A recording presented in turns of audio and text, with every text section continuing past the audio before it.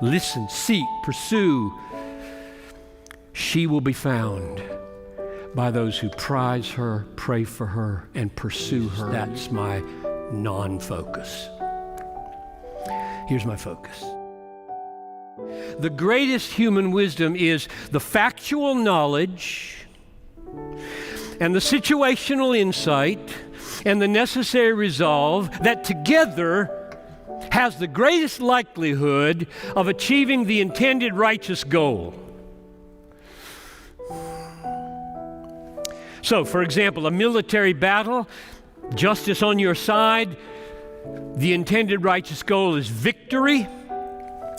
A wise general will have the factual knowledge he needs, the terrain, the weather, the strength of the opposing army, where they're located, how they fight, how skilled are his own troops, how weary are they from the day before, and lots of other factual knowledge without which he will act the fool. And he has to have the situational discernment and insight so that at the critical moment, the way the enemy is slowing on the right flank signals to him, one thrust from my elite troops at that point will cause the entire day to be mine. And then he must have the resolve to do it, knowing everything hangs on this decision. In a sinful and dangerous world, almost all acts of wisdom require some measure of courage. So, wisdom combines knowledge of the facts of reality, specific, immediate discernment, insight, intuition. This is what separates the good counselor from the paid counselor who's not good. Like, he's got lots of factual stuff in his head. He doesn't get you. Just doesn't get you in this situation at all. He's just not discerning and necessary resolve. You won't act as wisely as you could if you're ignorant of relevant reality, if you're undiscerning of the immediate dynamics of the situation, and if you don't have the resolve to act because you're lazy or fearful. Now, the reason I said having these things gives you the greatest likelihood of success in achieving your intended righteous goal is because only God never fails to achieve his intended righteous goals. Number one, get wisdom by prizing her. Proverbs 4:8. Prize her highly, and she will exalt you. She will honor you if you embrace her, so don't be neutral.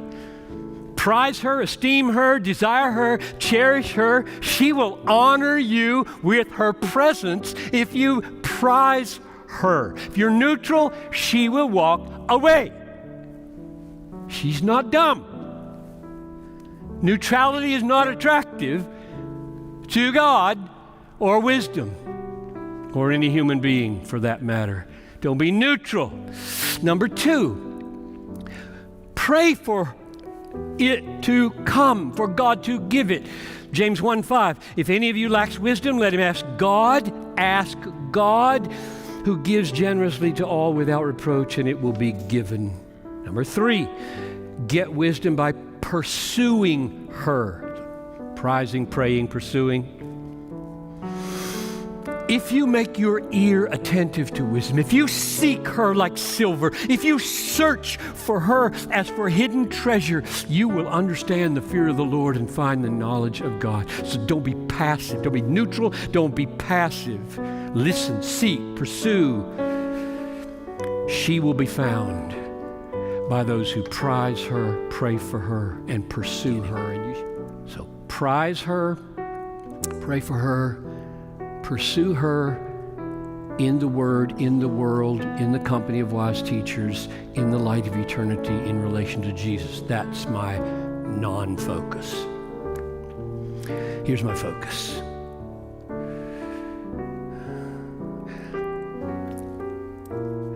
1 Corinthians 3:18.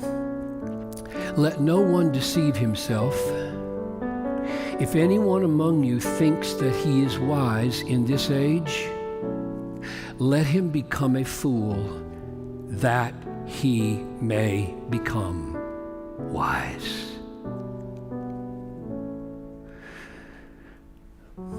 Gorgeous purpose clause. Here is an indispensable path to wisdom. Become a fool that you may become wise. He's not merely saying, if you seek to be wise in the eyes of God, the world will regard you as a fool. He is saying we must happily embrace the role of fool in the world. Happily embrace the role of fool in the world. Quote, in order that you may become wise. You must become a fool. Thoughtful fools, to be sure. Hope-filled fools, to be sure. Happy fools with lots of serious joy, to be sure. But fools, nevertheless, unashamed, happy fools, not self-pitying, not dour, not defensive, not forlorn, not miserable, not oh poor me fools, but unashamed, happy, hope-filled fools for Christ. So here's the crucial question for your future and our school. Will we be ashamed of believing what the Bible teaches when the world calls us fools or worse? Or will we out-rejoice the world not only in spite of their insults, but because of them? Chapter 4, 1 Peter. Rejoice if you are insulted for the name of Christ. The Spirit of glory and of God rests on you. Will we turn from the pitiful rewards of boasting in men and remember all things are yours? I'll say it again. All things are yours, whether Apollos or Paul or Cephas or the world or things present or things to come or death or life. All things are yours, and you are Christ's, and Christ is God's. Why would you boast in men or give one flip of their shaming words unless you don't believe it? So, I exhort you, get wisdom. Become a fool that you may become wise. A thoughtful, hopeful, happy fool.